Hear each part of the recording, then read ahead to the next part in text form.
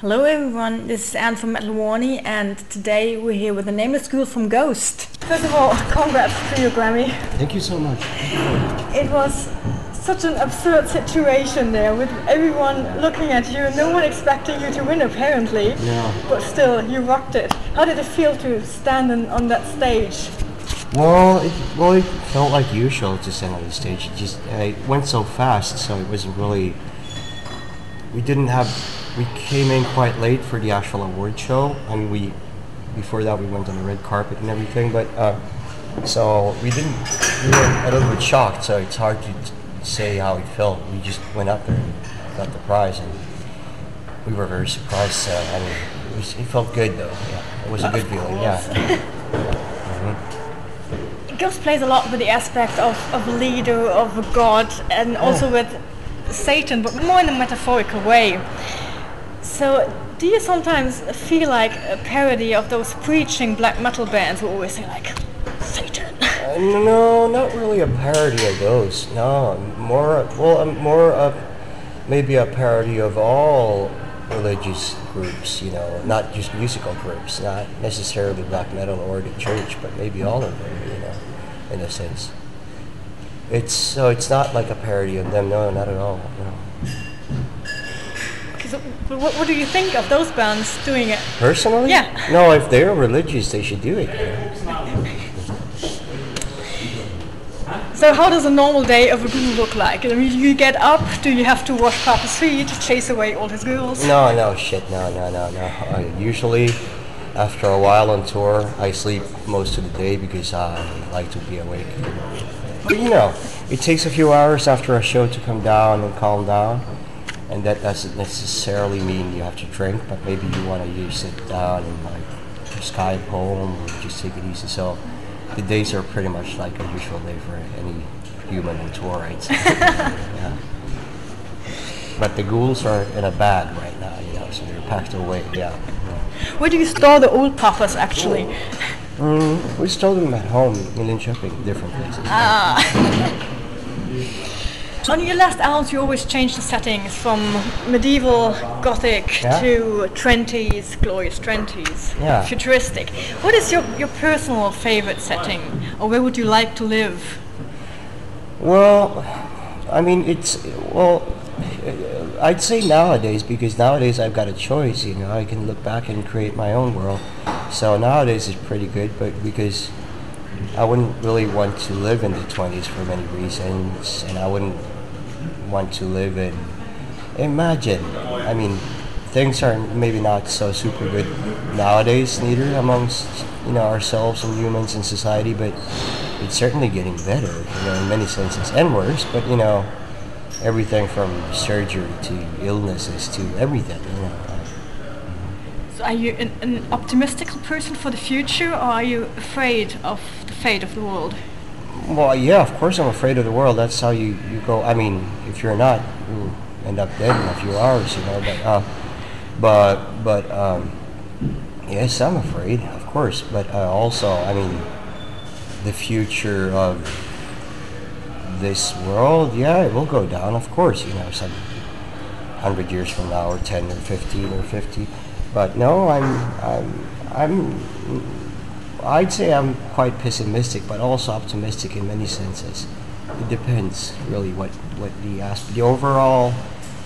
It's easy to say it's going to shit because it is, you know, and everyone can see that. But then again, maybe that's just the birth of something else, new, better. You know.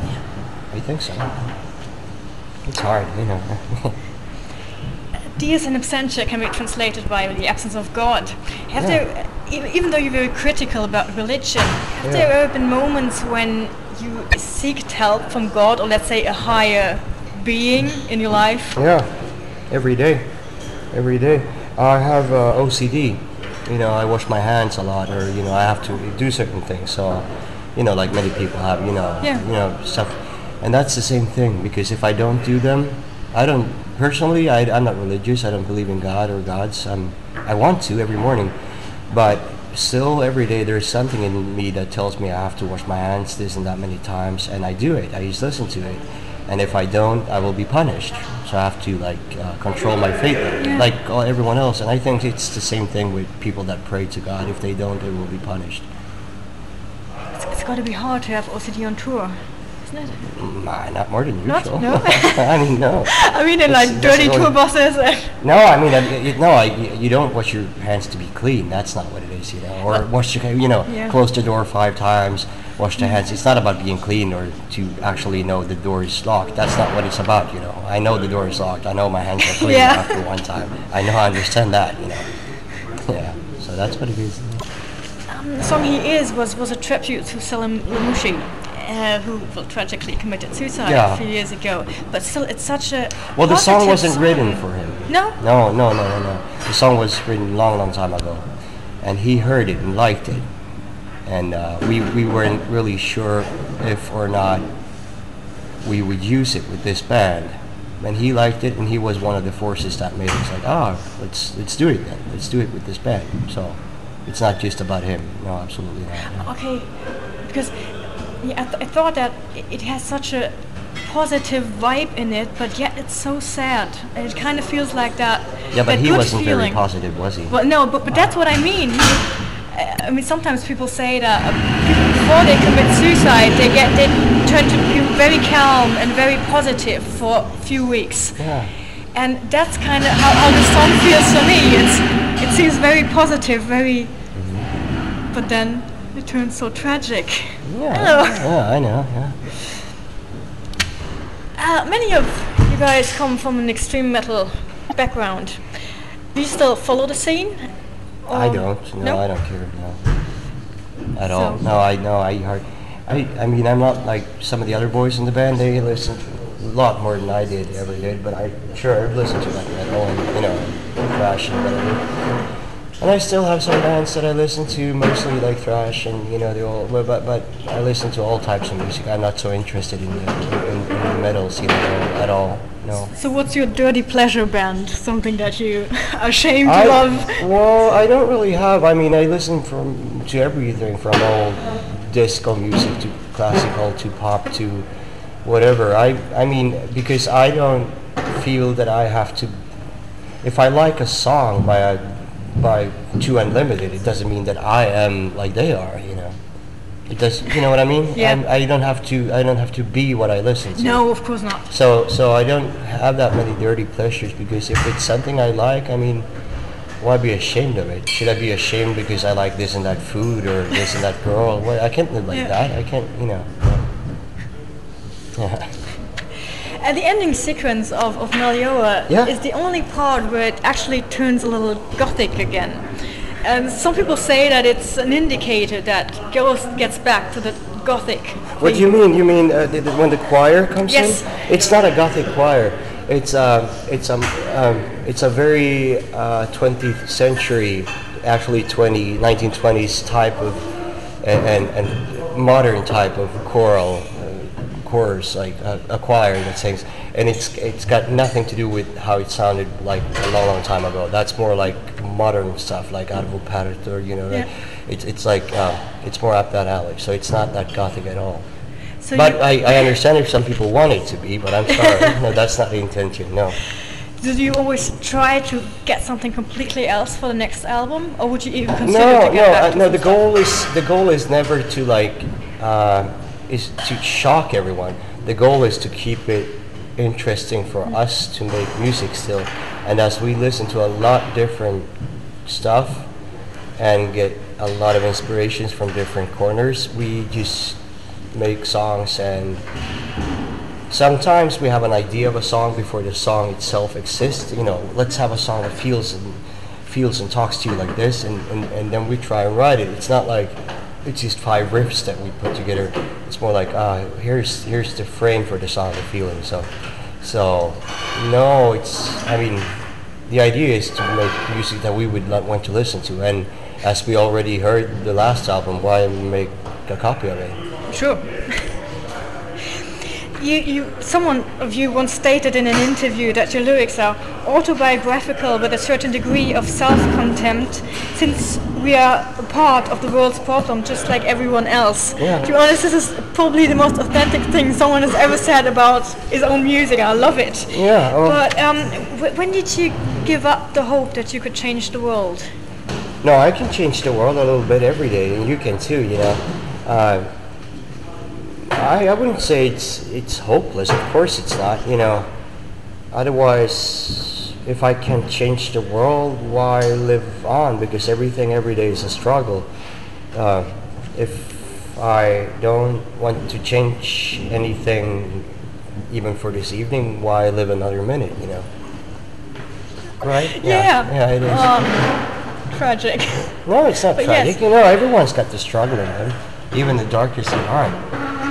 They're looking for something, and people that are very, very angry with the world and hate human beings, and they do so because they are disappointed in anything. And if they're disappointed in anything, that means that they want it to be another way.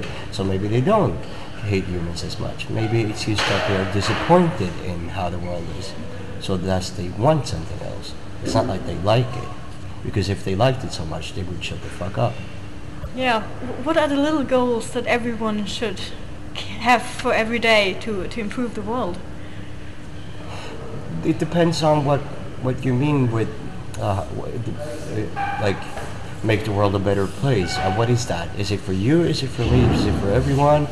You know, the world a better place. That for some it might mean this and that. So I only know my own goals, and I know that I have stuff to deal with within myself to maybe understand some things that bothers me in another light, you know, or maybe I need to do this and that, or maybe I need to be kinder, or maybe I need to say no to certain, you know, like it's very different. It's from person to person, and some people say, oh, only yourself can know, but no, I don't think so. I think you need help sometimes, and maybe you need to talk to someone, not necessarily a professional, but maybe you need to hear someone else's opinion.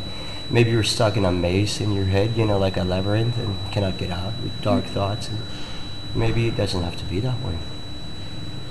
Beautiful. Yeah. Yeah. So since your tour is called Back to the Future, Yeah. I do assume that you're probably a fan of the movies Back to the Future. Yeah. What did you do in October last year when Marty McFly came back? Did you visit one of those welcome parties? No shit. No. We were in a studio recording the last demos for the album. I remember. No, wait. No, 2015 actually. Oh shit. No. The years go by so fast. We were in America touring, and we were not anywhere near. No, sure. No, fucking shit. The years go so fast. No, I can't remember where we were. What is it, the 22nd of October or something? 27th? Yes, somewhere in the middle of October. Somewhere near Las Vegas. I know. A good place to maybe be. Salt Lake City or something. I can't Cool. remember, yeah. Right, thank you so much. Yeah, thank you so much. Thank you very much, yeah.